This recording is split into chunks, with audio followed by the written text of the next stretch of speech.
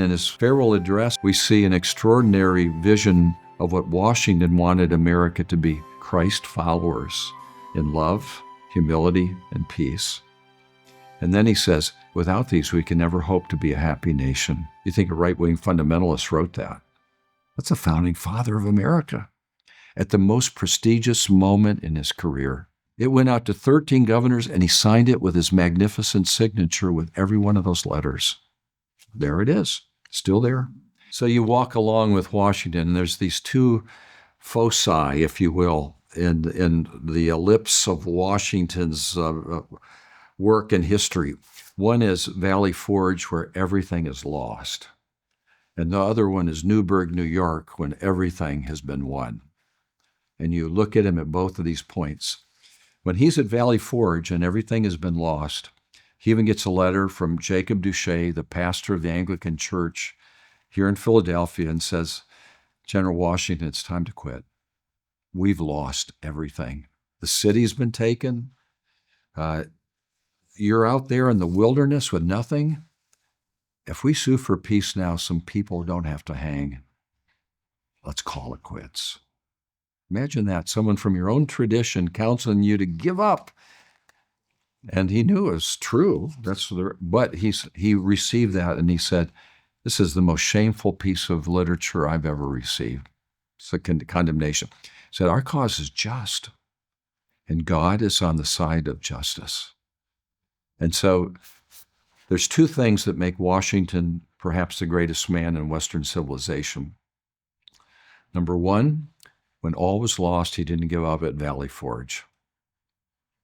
He persevered. Okay, so you think about that and you say, well, what does that mean? It means that he had a strength that was greater than his own.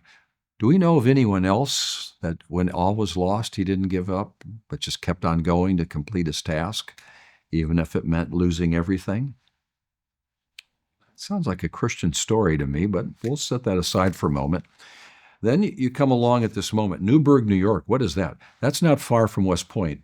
West Point's such a vital point. You remember the almost West Point being betrayed by Benedict Arnold, and they thought they were going to capture Washington there. Just was the providential propinquities that happened to spare them are remarkable. We can't tell that story here, but what is interesting is that Washington is now at this place of victory. Basically, the British are not going to fight anymore. The officers come to Washington and say, you know what, sir, we've won the war. We have the guns. Congress hasn't paid us for months. They didn't do this. History tells us that the spoils go to the victors.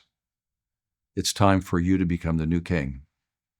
You be the new Oliver Cromwell. You take over. And of course, will be your nobility.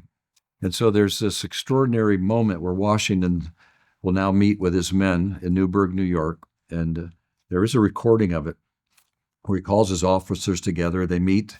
Washington at that point gets ready to address his people. He has an important piece of paper in his hand. He'd been writing, and he wanted to read it, but he couldn't do it. And someone recorded the fact that for the first time ever, they saw him reach into his pocket and take out a pair of glasses and spectacles and put them on. So here's their iconic figure, the great, had to admit he couldn't read publicly without glasses.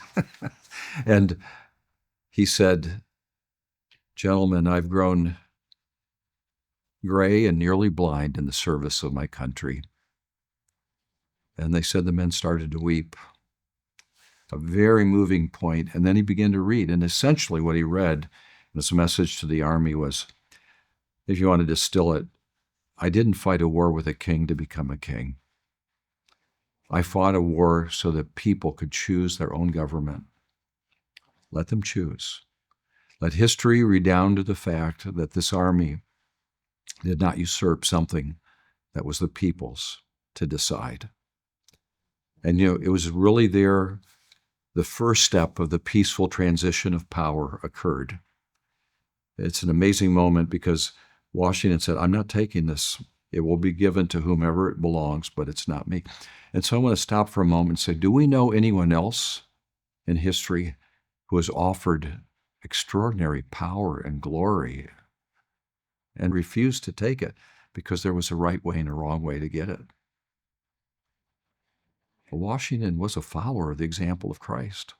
He persevered bearing his cross, and he refused to take the crown until it was properly given to him.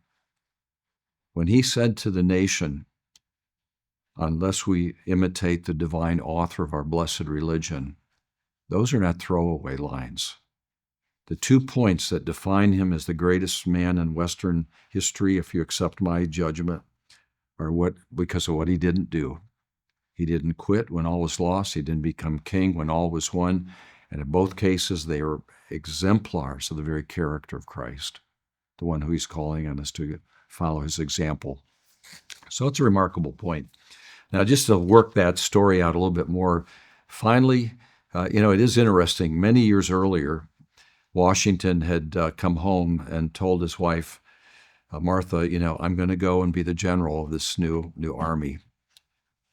He said, but I want you to know I'll be home by Christmas Eve. He didn't say which Christmas Eve. So now at the end of the war, he's on his way home, and Congress is meeting in Annapolis, Maryland. And he stops at Annapolis, Maryland, and that's when he gives his official papers given him to be the head of the army by Congress. He said, I want to return these papers to you. They're no longer mine. You're in charge. So Washington showed, if you will, the peaceful transfer of power at Newburgh, at Annapolis, and he got home just in time on Christmas Eve, 8 years later, to celebrate Christmas. And when he comes back to address the whole constitutional issue, he is not taking power for himself. He's trying to rescue the country, and he doesn't want the job, and they force him to take it. They want him to do a third term, and he said, no, 2's enough. And he shows a peaceful transfer of power, not by saying, I've served till life is over. He said, no, I'm giving it away. And so John Adams coming on the scene and becoming the next president, that's the peaceful transfer of power. And so every time a new president takes over in America, and there's been political war with ballots and not bullets, we are seeing George Washington's character writ large. It had never happened before. He showed us a whole new way. And in doing that, he applied the character of Christianity to the public square. Extraordinary contribution. We think that's easy. It's not easy. Never been done. He did it.